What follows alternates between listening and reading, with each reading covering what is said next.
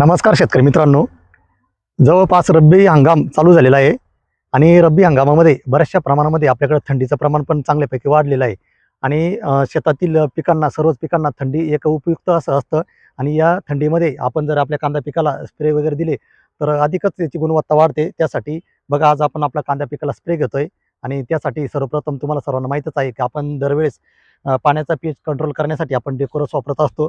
त्याचबरोबर आपण सकाळी दररोज आपल्याकडे धुई बादड येतं त्यासाठी आपण साबण म्हणून एक सिलिकेटचा वापर करतो आणि आज आपण बघा घेतोय बऱ्याचशा प्रमाणामध्ये आपलं वातावरण खराब झालेलं आहे तर म्हणून बऱ्याचशा कांदा पिकावरती मोहचं प्रमाण वाढलेलं आहे. त्यासाठी आपण देतोय मार्शल म्हणून. आपण एरवी आपल्या 200 लिटर टाकीला आपण 250 मिली मार्शल देतो, पण यावेळेस आपण 500चं प्रमाण देतोय, थोडंसं वाढीव देतोय. आणि बघा तुम्ही एक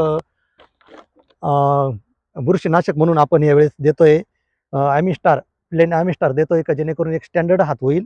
आणि त्या ॲमिस्टारमध्ये आपण देतोय बुरशीनाशक म्हणून परत M45 आणि त्याचबरोबर कांद्याची पात रफ आणि दांडा बनण्यासाठी आपण देतोय सिलिकॉन. आपण देतोय 200 लिटर टाकीला आपण देतोय 500 सिलिकॉन. तर निश्चितच थंडी आणि हा औषधा स्प्रे दोन्हीचं कॉम्बिनेशन आपल्याला छानपैकी मिळणार आहे आणि येणाऱ्या 7 ते 8 दिवसामध्ये आपला कांद्याचा प्लॉट निश्चितच कांद्याची पात रफ होणार आहे, दांडे होणार आहे आणि पूर्ण प्लॉट आपले एकदम मजबूत होणार आहे. धन्यवाद.